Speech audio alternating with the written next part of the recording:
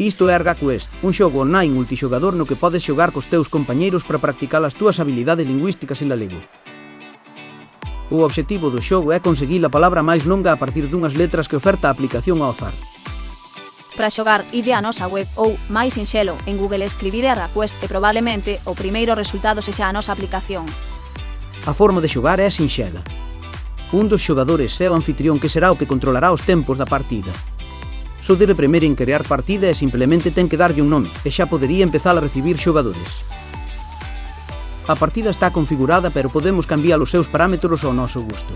Por exemplo, o número de roldas que imos xogar, canto tempo teremos para responder, cantas vogais, cantas consoantes e cantos comodíns. Os comodíns poderemos substituílos polas letras que queiramos, cantos máis comodíns máis sinxelos será o xogo. Podemos configurar a se queremos que haxa IA, que intentará xerar palabras como un xogador máis. E tamén se a partida é pública ou privada.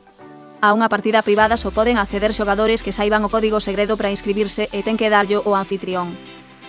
As partidas públicas aparecen nunha listaxe para que calquera se poida unir.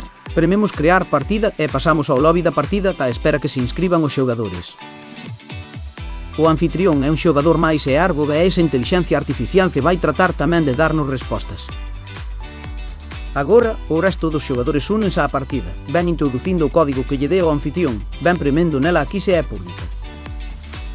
Cando xa estean todos os xogadores, o anfitrión comeza a partida. Vemos o tempo que nos queda e os intentos dispoñibles. Vemos as letras e os comodíns, por cada comodín podemos poñer a letra que queiramos. Só se ten en conta o último intento de cada xogador. Ao rematar o tempo, valídanse as respostas contra o dicionario da Real Academia Galega e se puntúa, son 10 puntos por letra. Aquí poderíamos ver as definicións. Cando o anfitrión o decida, pasaríamos á seguinte ronda.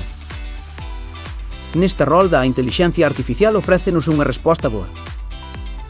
Se o dicionario non está operativo ou o xogador introduce unha palabra que non está no dicionario oficial, por exemplo un plural, o anfitrión podería validala e se sumarían os puntos ao xogador. Ao final mostra o podio de gañadores e volvemos á páxina inicial. Agardamos que vos guste. Agora a xogar.